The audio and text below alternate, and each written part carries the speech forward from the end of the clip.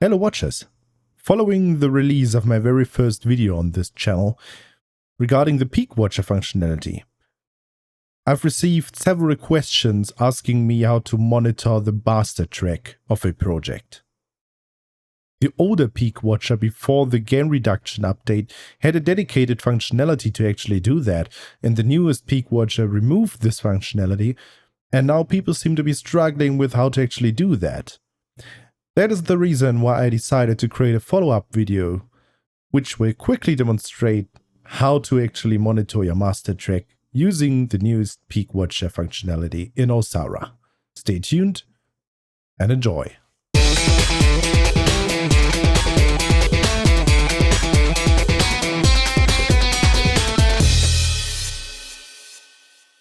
So I have now opened a new project, an empty project that is. And I'm going to create a new track and record something onto that track so that we have something that we can experiment with on. Okay, so now let's go and press Ctrl T and let's call this track test. And now we have a new track called test. Test. And we are going to make sure that everything is set up correctly with the recording parameters. Yep, so that seems fine. What we need to do next is turn the record monitoring off. That's just because I'm recording already, but just to prevent some interactions here that we don't want. Playing. Record monitor off. And then we will arm this track. Armed. And we will record something. This is a test recording. We need to actually demonstrate peak watching on the master track. Let's listen back. This is a test recording. We need to actually demonstrate peak watching on the master track. Okay, what we can now do is show the master track and select it. And that is done by pressing Ctrl, Shift, Alt and Home. Master. That will automatically activate the master track being shown in the track panel and will move us to the master track, which will be the topmost track in your track list. One arm test master. There we are now. And now we can apply the usual peak watching functionalities. We can press Alt W. Context menu.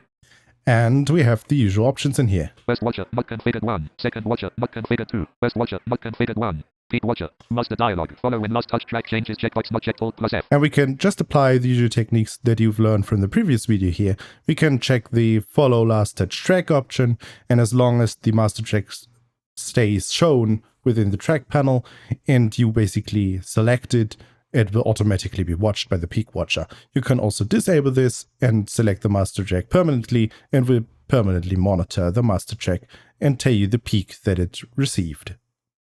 Let's demonstrate this real quick by pressing Tab. Level type. Combo box peak dB collapsed. Okay, we can now set to peak dB, which is exactly what we want. We press Enter on that. Unsave project. And now our Peak Watch is configured to watch the master track. We will confirm this by pressing space to play back the sample that we just recorded. This is a test recording. We need to actually demonstrate peak watching on the master track. So now that we've listened to that, we can just press Alt and F11 to check our peak. -14.3. And F12. -14.3. And since we've got a mono recording, both peaks are equal. And now you can see that you can easily monitor the master track. And you can just work with the master track like with any other track with a Peak Watcher as well. Well, that should have been it. I hope this video was able to clear up the confusion about Peak Watcher and watching the master track a bit. This video was also a bit shorter than the last one, so I hope this has been fine with you as well. Don't worry though, I've got a few longer and more comprehensive ones in the pipeline already as well, so those will be coming out during the next weeks as well. I hope you enjoyed this video. Until next time, see you.